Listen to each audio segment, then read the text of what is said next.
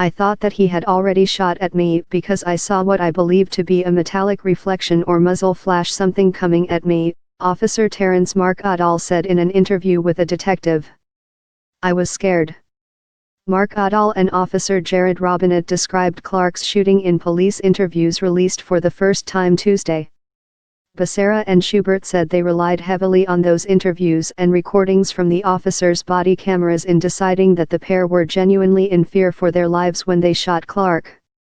I honestly was really surprised that I hadn't heard gunshots yet, Robinette told investigators, saying that Clark was crouched in a firing position, arms outstretched. I was scared, like I say, I was scared he was going to shoot us.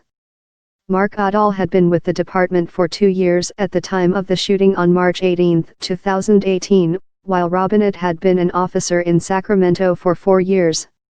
They were responding to calls of someone breaking into car windows and a home's sliding glass door.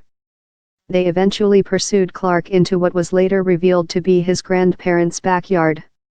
Both said in interviews with detectives that Clark was standing in a position indicating he was preparing to shoot them. Mercadal described ducking back behind a corner of the house after thinking Clark had shot at him. He described the situation as surreal and said everything seemed to be moving in slow motion. I was like, this dude's freaking shooting at me, Mercadal told the detective. Robinette said his reaction was, "OS." When Mercadal looked out again from behind the corner, he said Clark had advanced toward them by 10 feet, 3 meters, or more. Something kicked in, he said, adding that he shot from a kneeling position while Robinette stood and began shooting at Clark.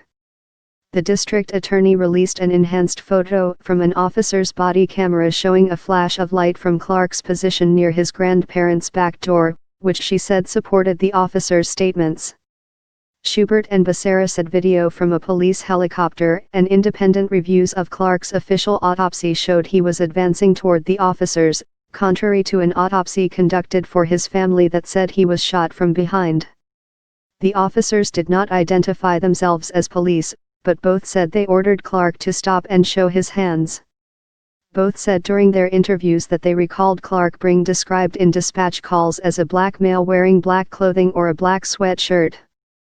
Becerra's report said dispatchers did not describe the suspect's race, but that a resident and a deputy in the circling helicopter said he was wearing a hooded sweatshirt. The officers knew Clark was black by the time they were interviewed, Becerra's report says. U.S. Justice Department officials announced Tuesday that they will conduct their own review to see if the officers violated Clark's civil rights.